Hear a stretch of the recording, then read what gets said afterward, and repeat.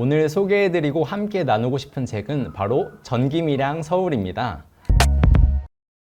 그래도 탈핵운동은 뭔가 중앙의 담론으로 조금 많이 여겨지는 반면에 밀양 송전탑 반대운동을 생각했을 때 그거 그냥 지역의 이슈 아니야? 그냥 피해 당사자분들의 이야기 아니야?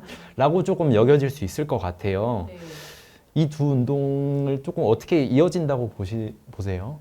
그 윤석열 전 정권 때 그 기차 같은 거 타면 영상이 엄청 많이 나오더라고요. 근데 그 영상에 보면 원자력이 안전하고 깨끗하고 싸고 뭐 이런 얘기를 계속 이제 경제적이고 뭐 이런 얘기를 계속 하더라고요. 그래서 그 이야기도 우리가 논리적으로 이제 파고들어서 논박하자고 하면 할 수 있는 얘기들이 많은데, 그러니까 그냥 몇 가지 질문만 그런 얘기를 할 때 제가 하고 싶었던, 마음에 품었던 게 뭐냐면, 한국 사회가 정말로 예를 들면 폭염주의보가 내렸어요. 그러면 쪽방촌에 있는 그 전기가 없으면 이제 더위를 이기지 못해서 정말 생명의 위협을 느끼는 그런 분들에게도 전기를 공급하는 것에 관심을 두고 에너지 정책을 펴왔는가?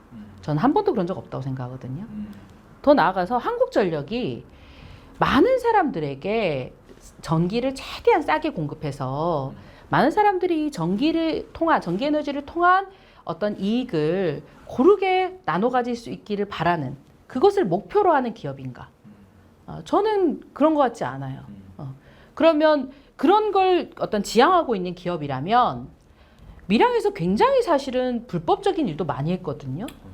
그러면 한국전력이 정말로 굉장히 이런 어떤 그 경제적으로나 사회적으로 소외된 사람들에게 값싸게 전기를 공급하는 것에 목표를 두고 있는 그런 공공성을 염두에 둔 그런 기업이다라고 한다면 저는 이런 일은 벌어질 수 없다고 생각해요. 근데 사실 이제까지의 모든 정황과 증거들은 절대로 한국전력이 그런 기업이 아니라는 걸 보여주고 있다고 생각하거든요. 그렇다면 이것은 거짓 명분이라는 거죠. 그래서 저는 그런 생각을 좀 들었었고, 또 하나는 우리가 값싸고 몸에 해로운 음식을 사 먹지 않잖아요. 그리고 값싸고 몸에 해로운 음식을 자녀들에게 사주지 않아요. 밀양의 어른들이 이런 얘기 하셨어요. 우리는 살 날이 얼마 남지 않았다. 그런데 내 손주와 손녀뿐만 아니라 이 땅에서 살아갈 다음 세대의 사람들에게 몸에 해로운 걸 물려줄 수는 없지 않냐고 그러셨거든요. 그럼 그 마음이 우리가 키우는, 우리가 이제 앞으로 자라날 이 아이들에게 값싸고 몸에 해로운 음식을 사줄 수 없는 마음과 같은 거라고 저는 생각해요. 그러면 어떤 걸 더 우선적인 가치로 선택할 건가? 이거는 되게 어떤 의미에서는 자명한 일이라고 생각하거든요. 그래서 어떤 가치들이 경합할 때 무엇을 더 중요하게 생각할 것인가를 우리가 염두에 두고 합의하고 이런 과정들이 저는 있어야 하고 있다고 생각하고 당연히 있어야 된다고 생각하고요. 이제 그런 면에서 좀 고민이 드는 것이고, 이제 언제나 이제 지역의 문제로 만들죠. 뭐 아니면 이제 예를 들면 밀양 싸움 같은 경우에는 아무것도 모르는 무식한 시골 할머니들이 깡짜를 부리고 고집을 부려서 그냥 보상금이나 좀 더 받아내려고 한다라는 이야기를 당시에도 공공연하게 했고 지금도 그렇게 얘기하는 사람들이 있어요. 밀양에 이제 이 싸움을 하셨던 분들이 처음에는 남자분들도 많이 하셨고 했다가 사실은 이제 할머니들이 많이 남으셨거든요. 그래서 우리가 이 밀양에서 있었던 이 싸움의 주역을 밀양 할매라는 이름으로, 그리고 거기에 참여하고 계시는 그 이제 남자 어른들도 동의하세요. 그 지점에. 그럼 밀양 할매라고 이제 부른다고 하면 이 밀양 할매들이 예를 들면 왜 탈핵 운동에도 나서게 되었는가? 저는 처음에 이분들 만났을 때 너무 깜짝 놀란 게, 저도 잘 모르는데 그 한국의 원자력 발전이 어디에 몇 개가 있고 거기서 만들어내는 전기가 얼마나 되고 뭐 이런 얘기를 줄줄줄 말씀하세요. 자기 집이나 밭, 송전탑 건설이 돼서 그 집이나 밭에 땅값이 얼마나 떨어졌는지 이런 건 모르세요. 그러니까 그리고 보상금이 얼마인지 잘 기억 못 하세요. 그런 건. 그런데 송전탑 같이 이렇게 나쁜 게 들어서면 안 된다고 생각하시는 거예요. 내가 몇백만 원의 돈이 없어도 살지만 이런 게 한번 들어서면 다시 없애기 힘든데 이렇게 해로운 게 들어선 땅에 내 후손들이 살게 할 수 없고 그리고 그 땅은 원래 제가 할머니들하고 송전탑 그리기 이런 것도 해봤거든요. 그럼 할머니들이 항상 그 송전탑 그릴 때 새하고 나비하고 꽃하고 막 이런 거 막 그리세요. 나무하고. 그래서 제가 마치 약속이 난 듯이 그래서 제가 왜 이런 거 그리세요? 이러면 뭐라고 말씀하셨냐면 원래 이 산은 새하고 나무하고 풀하고 꽃의 것인데 송전탑이 들어섰으니까 이거 빨리 이제 사라지고 나면 다시 이것들에게 돌려줘야 될 땅이라는 거예요. 그러니까 그런 생각을 갖고 계시기 때문에 송전탑 건설을 반대하신 거거든요. 600만 원, 700만 원, 800만 원 하는 그 돈이 할머니들한테 적은 돈은 아니에요, 사실은. 그렇지만 그 돈보다 더 크고 중요한 가치가 있다고 생각하신 거고 그걸 쫓아가다 보니까 송전탑 왜 세우지? 원자력 발전 때문에 그런 거구나. 그러면 탈핵도 해야 되는 거네? 이런 생각을 하신 거예요. 한국 사회에서 이것이 핵심 의제가 되어서 문제가 있었지만 어쨌든 공론화위원회도 하고 송주법 같은 법도 만들어지고 막 이런 그 사회적인 어떤 논의가 되는 핵심 의제가 된 것은 그렇게 만든 것은 저는 밀양할매라고 생각하거든요. 그러니까 지역의 이슈가 아니라 그 자기 집과 주변과 마을과 지역에서 발생한 일을 가지고 이것이 어디서 온 문제인가를 탐구하셨고 그 문제를 가지고 와서 한국 사회 전체를 향해서 이게 문제다라고 발언하셔서 그런 한국 사회 전체의 운동으로 만들어 오신 분들이 밀양할매고 그리고 이분들은 지금 이게 밀양에서만 일어난 일이 아니라고 생각하세요. 저한테 구술하셨던 분들이 뭐라고 말씀하셨냐면 워딩 그대로 나가보이 강정도 밀양이고 용산도 밀양이고 우리랑 똑같더라. 이런 얘기를 하셨고 쌍차도 우리랑 똑같더라 이런 얘기 하셨거든요. 그래서 지금도 과거에도 이분들은 계속해서 여러 가지 사회적 의제를 가진 운동들에 연대해 오셨고 또 예를 들면 지금 이제 삼척이라든지 영덕이라든지 홍천이라든지 이 에너지에 관련된 문제가 있는 곳에도 가시고 또 에너지와 상관없는 노동자들의 싸움에도 연대하세요. 심지어 저한테 인터뷰하셨던 할머니는 병원 치료를 받으려고 병원에 갔는데 그 병원에 비정규직 노동자들이 파업을 했더라는 거예요. 근데 자기가 치료만 받고 나오기가 너무 미안하더라. 거기 가서 밥이라도 해줘야 되는데 이런 생각을 하셨다는 거예요. 그러니까 굉장히 한국 사회 전체를 바라보는 시야를 갖게 되셨고 그런 운동을 하셨어요. 그러면 이분들은 자기 지역과 자기 마을의 이슈를 가지고 한국 사회 전체의 문제에 대해서 스스로가 당사자성을 갖고 당사자로 나서서 연대하셨는데 우리는 지금 이거 지역 문제인데 나는 그 문제의 당사자가 아닌데 라고 생각하는 건 너무 이상한 장면이잖아요. 그렇죠. 네. 더군다나 우리는 이 전기를 쓰고 있는데 그분들의 집 앞에 바늘처럼 꽂힌 송전탑을 거쳐서 흐르는 전기를 우리가 지금 써서 오늘 우리가 이 촬영장에도 촬영 장비도 충전하고 가끔씩 선풍기도 쐬고 하는 이 모든 전기가 거기서부터 이렇게 왔는데 우리는 그걸 사용하면서 이 문제에 우리가 당사자가 아니라고 생각하는 건 되게 이상한 장면이라고 저는 생각하거든요. 그런 의미에서 저는 어떤 의미로도 결코 지역 이슈는 될 수 없다고 생각합니다. 네. 공부가 되게 중요하다는 걸 어른들을 보고 배웠는데 공부는 제대로 해야 되고 공부는 계속해야 되고 평생 해야 되는 거구나. 왜냐하면 이분들은 자기 마을, 자기 집에 발생한 이 일이 왜 이렇게 됐는지를 알기 위해서 공부를 하신 거잖아요. 사람을 직접 만나고 현장에 가보해서 공부를 하신 거잖아요. 그러면 우리가 보이지 않는 어떤 연관들이 있잖아요. 보이지 않지만 존재하지 않는 게 아닌데 내가 입고 있는 이 옷을 만드는 노동자의 삶이 내 삶과 무관한 것이 아니잖아요. 그런 것처럼 그러면 이 보이지 않게 존재하는 이 연결고리들을 우리가 생각하면서 그것에 대해서 공부하면서 이런 문제들에 대해서 계속해서 당사자성을 확장해 가면서 연대해 나가는 것. 그게 저는 제가 밀양 할머니들한테 배운 거라는 생각이 듭니다. 또 요즘 기후 문제에 관심이 많으신 분들도 있는데 또 이 운동이 또 기후 정의 운동이랑은 또 어떻게 이어질 수 있을까요? 기후 정의의 문제는 기후 부정의 문제와 다 있다고 생각해요. 그리고 그 기후 부정의 문제는 결국 에너지 부정의 문제하고도 다 있죠. 서울은 에너지 자급률이 10% 이렇게밖에 안 돼요. 그러면 지역에 경상도, 전라도 이런 데는 막 몇백 %거든요. 그 말은 이 비도시 지역에서 전기를 만들거나 보내서 서울과 수도권으로 계속 보내고 있다는 뜻이거든요. 그러면 우리가 에너지 부정, 이런 불균등한 에너지의 문제들 속에서 어떤 곳에서는 계속해서 기후 위기 상황을 악화시키는 일들을 반복하고 그게 또 확대되고 근데 그것을 이 도시 수도권이나 서울에서는 어쩔 수 없는 일이라고 말하고 이 미래 사회를 위해서는 우리가 감내해야 되는 일이라고 말하고 근데 그 감내를 모두가 동일하게 하고 있는 건 사실 아니라는 거예요. 그래서 저는 사실은 에너지 정의의 실현 없이 기후 정의는 실현될 수 없다고 생각하거든요. 그런 의미에서 이 송전탑의 문제는 단순히 송전탑만의 문제가 아니라 이 에너지 부정의의 문제를 되게 정면에서 보여주는 사안이라고 생각해요. 그리고 그것은 한국 사회가 갖고 있는 여러 가지의 차별과 불균형을 또한 보여주는 문제이기도 한 거죠. 그러니까 여기에는 계층도 있고 계급도 있고 지역의 문제도 있고 여러 가지 문제들이 다 그러니까 젠더도 있고 겹쳐져 있는데 그러니까 그런 면에서 우리가 좀 두텁게 보면서 잘 들여다보면 이 그 기후 위기의 문제가 형식적인 과제 같은 걸로 대충 넘길 수 있는 그런 말랑한 사안이 아니라는 거예요.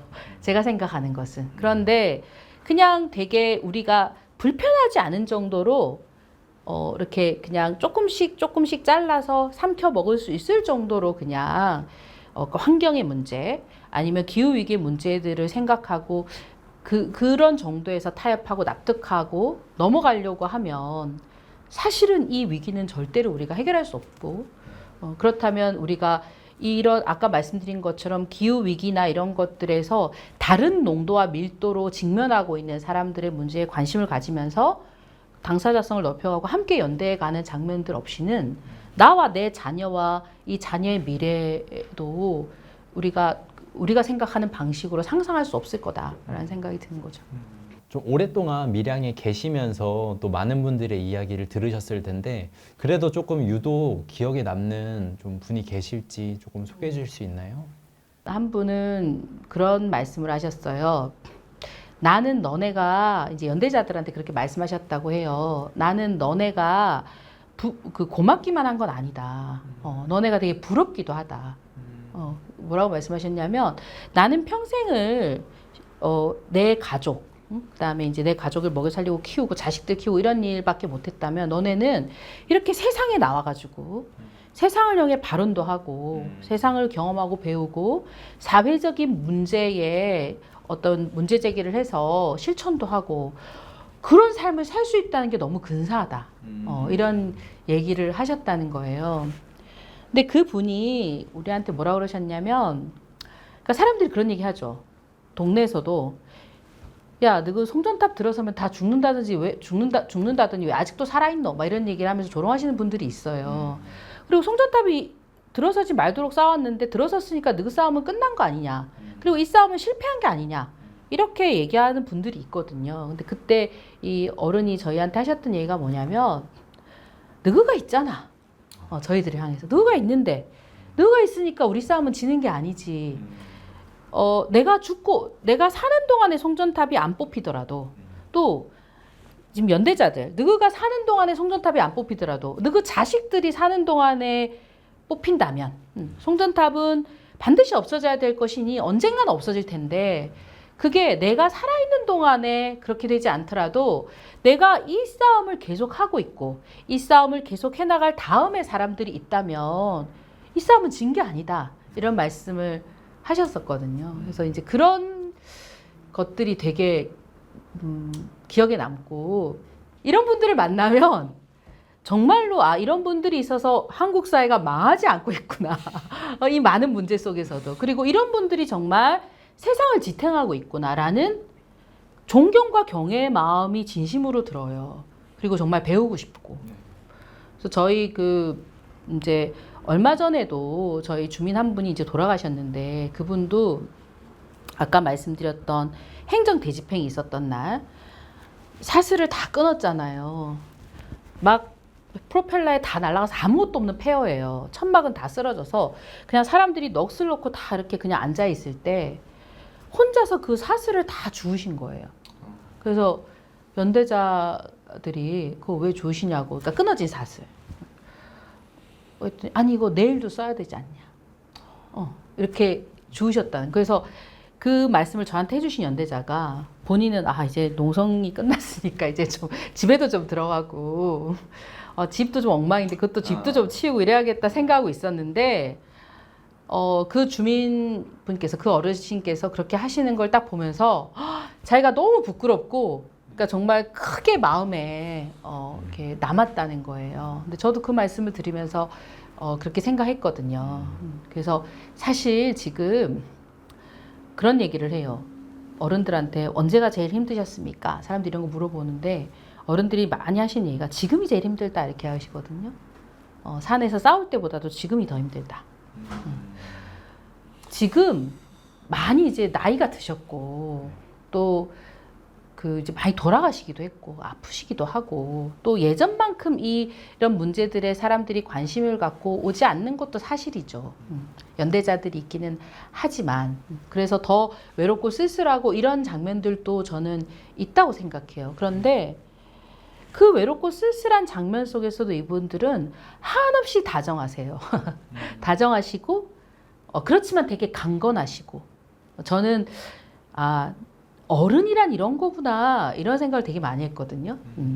그래서 그런 이 어른들과 함께 할 수 있다는 게 우리한테는 참 큰 행복이고 기쁨이고 정말 큰 의미다 이런 생각을 하면서 그러니까 이분들이 이제 계속 이런 사실 가슴이 아프죠 저희가 계속 그런 일들을 경험하는 저희가 이제 되게 마음이 아픈데 그럼에도 불구하고 우리가 해야 될 몫들이 있고 그거를 지금 하는 것이 그래서 이 이야기들을 우리가 함께 나누고 기억하고 하는 것들이 그냥 그 외롭고 쓸쓸하고 슬픈 가운데만 머물러 있지 않고 그 다정함을 기억하는 방식이라고 저는 생각하는데 그래서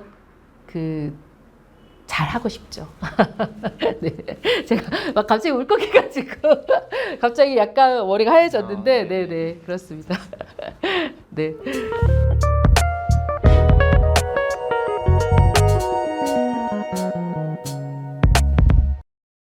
책도 쓰시고 이제 지역에 돌아다니시면서 낭독회나 또 전시회 같은 기획도 하신다고 들었는데 또 이런 낭독회나 전시회 이런 거는 또 어떤 의미를 갖고 연결되는 걸까요? 전시를 몇 년 전에 했었고 네. 지금은 이제 낭독회를 하고 있는데요. 전시는 원래 처음 하게 된 계기가 이야기를 제가 듣고 오는 게 그러니까 무슨 고민을 했냐면 제가 이야기를 듣고 와서 책을 쓰잖아요. 네. 그러면 저한테 얘기를 해주신 분들이 이 책을 처음부터 끝까지 막 읽고 이러시긴 좀 어려우실 것 같은 거예요. 근데 그게 자꾸만 뭔가 이야기를 그냥 뺏어오는 느낌이 있고 그래서 뭘 좀 같이 해보고 싶었어요. 그래가지고 글은 좀 그렇지만 그림은 같이 할 수 있지 않을까? 라는 생각을 좀 했고 그래서 그림을 그리는 걸 먼저 했어요. 그림 활동을 하시는 이충렬 쌤이라는 분하고 이영주 분 이런 분들하고 이제 같이 막 그림 작업을 마을마다 돌아다니면서 그래서 이제 우리가 뭐 송전탑도 그려보자 하고 농성장 싸울 때 얘기도 그려봅시다 이렇게 했더니 처음에는 막 이만한 종이에 크레용이 아까우셨고 요만하게 그리시고 이러다가 금방 적응하셔가지고 물감도 팍팍 쓰시는데 제가 그때 느낀 게 자연을 보태서 살아가는 사람들은 색감이 좋구나. 그러니까 보는 게 되게 그래서 너무 잘 색을 쓰시는 거예요. 그리고 그림도 굉장히 잘 그리셨어요. 그래서 그걸 그려놓고 보니까 이거 우리만 보기 너무 아깝다. 그리고 어른들하고 좀 이렇게 재미있는 작업을 해보고 싶었거든요. 그래서 송전탑을 철사로 만들고 이런 것도 하고 막 그랬어요. 그래서 몇 군데에서 이제 서울, 제주, 부산 뭐 이런 몇 군데에서 전시를 하게 됐는데 전시를 하면서 이제 예를 들면 부산 같은 경우에는 저희가 전시장 안에 천막 농성장을 재현한 거예요. 근데 그거를 회의를 주민분들하고 같이 했거든요. 그랬더니 그 전시 설치하는 날 주민분들이 막 어디서 산에 가서 맨날 며칠 낙엽을 긁고 오시고 그리고 뭐 돌도 가져오시고 그 다음에 쇠사슬이 다 끊어졌잖아요. 그러니까 끊어진 것도 가져오지만 시장에서 사슬을 새로 사서 일부러 맨날 며칠 녹을 쓰려 오신 거예요. 그리고 그때 썼던 뭐 막 서로 연락해가지고 그때 썼던 그 세숫대야, 뭐 냄비, 막 이런 거 다 가져오시고 그래가지고 거기서 연대자들하고 서가지고 서로 막 싸우면서 이제 막 투닥투닥 하면서 그때 우리가 뭐 과자 같은 걸 어떻게 놨고 냄비는 어디에 놨고 뭐 이런 거를 막 이렇게 재현을 하면서 그 현수막은 어디에 걸려 있었고 헬멧에 쓰라고 우리가 지팡이를 깎아갖고 어디에다 그 지팡이를 또 막 거기서 깎고 그다음에 우리가 개는 어떻게 키웠고 어디서 키웠고 그럼 요쯤 해놓을까? 뭐 화장실은 어떻고 이런 걸 막 한 거예요. 그리고 또 만들고 나니까 우리 여기서 막 고스톱도 치고 그랬는데 그래가지고 또 막 그 자리에서 우리가 그 전시 설치하다가 또 앉아서 막 고스톱도 쳤어요 거기서. 그러니까 또 만들어 놓고 보니까 그 과정이 또 다 너무 재미있고 즐겁더라고요. 제가 이제 처음 책을 쓸 때부터 낭독회 같은 걸 하고 싶다 이런 얘기를 먼저 꺼냈었어요. 왜냐하면 저는 이제 그 입에서 입으로 전해지는 이야기, 뭐 구전 이야기, 구술 서사라고 이제 제가 얘기하는데 그런 걸 연구하고 교육하는 사람이거든요. 네. 그런데 이제 그 구술 서사라는 게 예를 들면 보통 이제 사람들은 그럼 구술사 하시는 분이군요 이렇게 이해해요. 많이 다른 거 아닐까요? 그래서 제가 저는 역사학을 하는 사람은 아니고요. 근데 이제 뭐가 다르냐면 역사적 증언을 청취하지 않아요. 증언으로 청취하지 않아요. 그러니까 예를 들면 그래서 행정 대집행 날 몇 명의 사람들이 모여 있었나, 그다음에 몇 시쯤 왔냐 이런 걸 묻는 게 아니라 저는 이야기에 관심이 있어요. 그래서 그냥 그분들이 하시는 이야기를 그냥 듣는 거예요. 어떤 일들이 있었다고 생각하시는지. 그러니까 쉽게 말하면 뭐 밀양 싸움을 하는 동안에 겪었던 일들을 그 각각의 사람들이 자기 이야기로 갈무리하고 있는 게 있잖아요. 그 이야기를 듣는 거예요. 그리고 저는 그 이야기가 다 다른 게 좋고 다 다른 게 의미가 있다고 생각해요. 세상에 예를 들면 우리가 뭐 이런 거 있죠.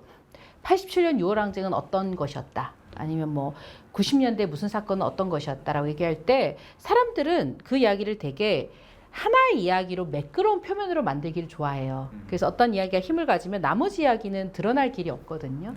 근데 저는 어떤 사건도 하나의 이야기일 수는 없다고 생각해요. 다 굉장히 많은 사람들의 다른 기억과 다른 이야기가 있죠. 그리고 저는 이 다 다른 이야기가 세상에 드러났으면 좋겠다고 생각해요.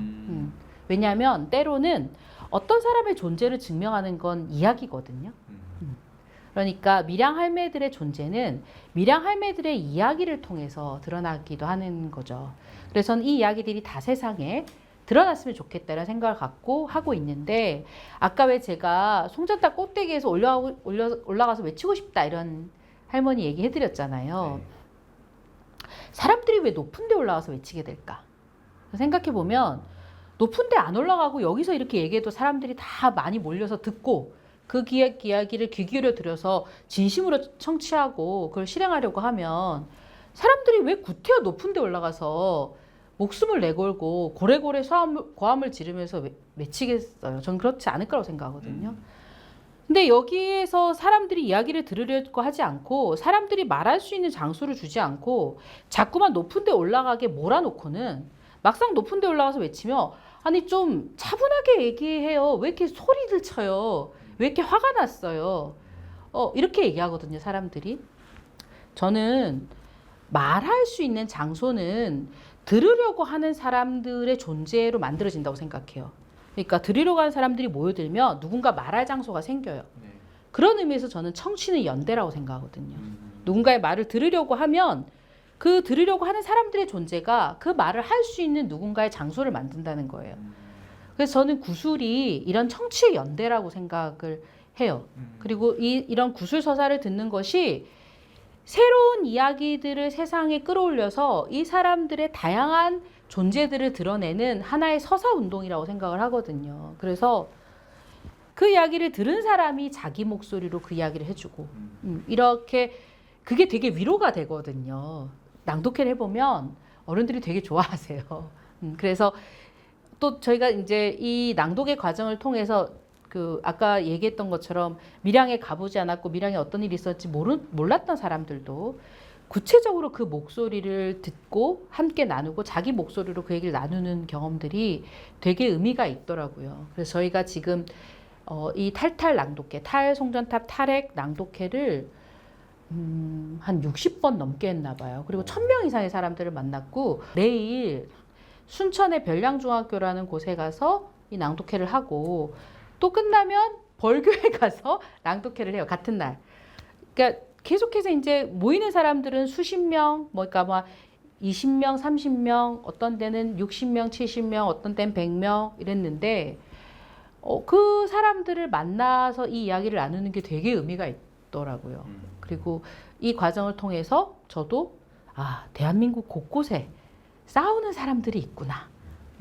그리고 그게 우리 눈에 보이지 않는다고 없는 게 아니구나. 아까 선생님께서 탈핵은 중앙의 이슈 이런 얘기를 하셨는데 사람들이 못 보는 것이 없는 게 아니거든요. 중앙과 지방이 있는 게 아니라 예를 들면 우리가 뭐 시민사회 운동 역량이 어떻게 됐다 뭐 이런 얘기를 하지만 그건 여기만 보니까 그런 거라고 저는 생각해요. 삼척 같은 데도요. 몇 년째 매일같이 그 사람들이 가장 많이 모이는 번화가에 나와서 탈석탄, 탈핵, 탈송전탑의 이슈들을 얘기하는 사람들이 있고 홍천도 끝없이 양수발전이나 아무튼 송전 이런 이슈들을 끊임없이 싸워가는 사람들, 영덕도 마찬가지거든요. 그래서 경주도 그렇고 무수히 많죠. 그래서 이런 분들의 존재가 계속 있고 이 싸움을 하는 사람들이 있기 때문에 저는 이것이 막 우리가 계속 중앙과 지방을 구분하지만 그러니까 그렇게 보려고 해서 그런 거지 실제 현장은 그렇지 않다고 생각을 합니다. 그래서 그런 것들을 낭독회를 통해서 사람들을 만나면서 배우게 됐던 것 같아요. 또 밀양 말고도 교수님께서 뭔가 기록으로 연대하는 어떤 지역이나 현장들 또 있으실까요? 제가 청취하는 많은 얘기들이 있어요. 그래서 5.18 당시에 그 여러 여성들이 사실은 능동적으로 참여를 했거든요. 그런데 이제 그 예를 들면 자식의 죽음 앞에 오열하는 어머니나 상처 입은 그 신체로만 존재하는 게 아니라 저항에 참여한 여성들이 있어요. 예를 들면 그러면 그 5.18 항쟁에 참여하셨던 여성분들 이야기라든지 4.3 당시에 이제 생존하셨던 그런 여성분들의 얘기라든지 그 다음에 이제 80년대 우리가 막 다 성공한 어떤 그 사회운동의 얘기들만 하지만 그 과정에서 예를 들면 뭐 강제징집이라든지 아니면 녹화선도공작 뭐 이런 그 고문 피해 이런 것들을 입으셨지만 그 안에서 저항하며 생존해 나오신 분들이라든지 그다음에 뭐 과거에 이제 한센병을 앓았다가 이제 회복하셨는데 어쨌든 그 과정에서 여러 가지 사회적 차별과 이런 것들을 경험하셨던 분들 이야기라든지 사실은 다양한 분들의 이야기를 듣고 있습니다. 방금 말씀해 주신 것처럼 정확히는 청취하는 일이라고 네네네. 말씀을 하셨는데 교수님이 하시는 일이 그러면은 정확히 청취하는 일? 사실 이 책의 어떤 컨셉도 조금 독특한 것 같기는 해요. 듣는 입장에서 들으시고 그거를 이제 전해주는 방법으로 책을 쓰셨는데 교수님이 하는 일을 그러면 어떻게 설명을 할 수 있을까요? 네. 저는 아까 말씀드린 것처럼 구술 서사를 연구하고 교육하는 사람인데 이 책을 가지고 얘기를 해보면 저는 모든 이 구술 인터뷰를 통한 이야기들이 그 누군가에 의해서 매개된 이야기라고 생각하거든요. 그러니까 예를 들면 제가 없으면 나오지 않았을 이야기예요. 그런데 만약 이게 매개된 이야기라는 걸 지워버리면 마치 아무 질문도 없었는데 그 얘기가 나온 것처럼 해버리면 실제로는 제가 영향을 미치고 있는데 오히려 그 영향을 지워버리면 제 영향이 더 커진다고 생각하거든요. 그리고 더 조심스럽죠. 저희 입장에서는. 그러니까 이게 매개된 이야기라는 사실을 그런데 너무 드러내면 이게 말을 한 사람보다 제가 더 드러나게 되잖아요. 그러니까 그런 것도 안 되고. 그런데 또 제가 안 드러나고 마치 이게 저 없이 있었던 이야기처럼 하면 제가 이미 개입하고 있는 부분을 은폐한 것처럼 느껴지는 지점이 있는 거예요. 그래서 항상 고민해요. 이걸 어떻게 할지. 그런데 정답은 없더라고요. 거의 질문이 마무리가 됐는데 혹시 밀양 주민분들한테 좀 이 영상을 좀 계기로 하고 싶은 말이 영상 있으신가요? 편지 이런 건가요? 영상 편지까지는 아니어도 또 되게 어렵네요. 왜냐하면 하고 싶은 말이 너무 많기도 하고 또 어떤 말로도 다 부족하기도 해가지고 그런데 뭐 건강하셨으면 좋겠고 그래서 잘 드시고 이렇게 좀 많이 걷기도 힘드시지만 좀 걷고 움직이기도 하시고 좀 구체적인 얘기하고 싶어요. 네네. 잘 드시고 잘 주무시고 좀 걷기도 하시고 운동도 하시고 그리고 사람들도 만나고 그러셨으면 좋겠고 저도 더 자주 뵙고 더 이렇게 이야기 나눌 수 있도록 노력할 거고요. 그리고 제가 들은 이야기를 더 많은 사람들과 함께 나눌 수 있도록 낭독회도 열심히 하고 또 더 많은 사람들 오늘 이런 자리처럼 더 많은 사람들과 이 이야기를 나누는 일에 열심히 애를 쓰겠습니다. 건강하세요. 또 이 영상을 통해서 아마 저처럼 이 이야기를 또 처음 접하시는 분들도 있으실 것 같아요. 또 뭐 제 또래일 수도 있고 더 나이가 어린 분들도 있으실 것 같은데 그런 분들에게 또 하고 싶은 말이 있으실까요? 저는 사실 듣고 싶은 얘기가 더 많고요. 항상 그렇게 생각하는 편이고요. 그래도 뭐 꼭 생각을 한다면, 저는 싸움의 현장은 하나가 아니라고 생각하거든요. 그래서 모두가 자기 삶에서 자기 싸움을 하고 있다고 생각해요. 그리고 그 모든 싸움의 장소들이 저는 현장이라고 생각하고, 그래서 그 모든 싸움들의 지지와 연대의 마음을 갖는 것이 제가 미량 할매들에게 배운 거예요. 그래서 이 책을 읽거나 이 그 방송을 보시는 모든 분들의 삶의 현장과 그 싸움에 대해서 항상 지지하고 연대하는 마음을 갖고 있다. 그리고 노력한다 이런 말씀을 드리고 싶고, 그래서 같이 이 싸움의 그러니까 각자의 싸움들이 고립되지 않도록 서로 연결되고 또 나눴으면 좋겠다 이런 마음들이 좀 있어요. 그냥 예를 들어서 이 책을 읽는 것도 저는 실천이라고 생각하고, 이 책을 읽으면, 그러니까 저는 이게 정할 필요가 없다고 생각하는 게, 제가 아까 얘기했잖아요. 이야기를 들으면 그 이전으로는 돌아가지 못해요. 이 책을 읽으면 이 책을 읽기 전으로는 돌아갈 수 없어요. 그러니까 우리가 누군가의 이야기를 듣고 귀 기울여서 들어서 안다는 것은 어떤 연대의 책임 속으로 들어가는 거라고 저는 생각하거든요. 그래서 뭘 어떻게 했으면 좋겠다 이런 마음보다 이런 이야기들을 같이 나눠주시고 함께 해주셔서 감사하고, 그러면 그 다음은 우리 각자가 다 자기 마음에 일어나는 대로 할 수 있는 일들이 있다고 생각합니다. 네. 저도 이 책을 통해서 또 이 이야기, 오늘 나눈 이야기를 포함해서 이야기를 통해서 그 이야기를 듣기 전으로 돌아갈 수 없고 네. 이제 이 이야기에 함께 네. 연결된 사람이 된 것 같습니다. 아마 이 영상을 보신 분들도 그렇게 함께 이 연대에 참여한 그런 하나가 된 거라고 저는 생각을 하는데요. 오늘 에코부커스 또 세 번째 이야기는 이렇게 마무리해 보도록 하겠습니다. 오늘 말씀 나눠주신 김영희 교수님께 감사드리면서 지금까지 에코부커스 김영희 작가님의 전기 밀양 서울을 만나보았습니다. 교수님 감사합니다. 이야기 들어주셔서 감사합니다.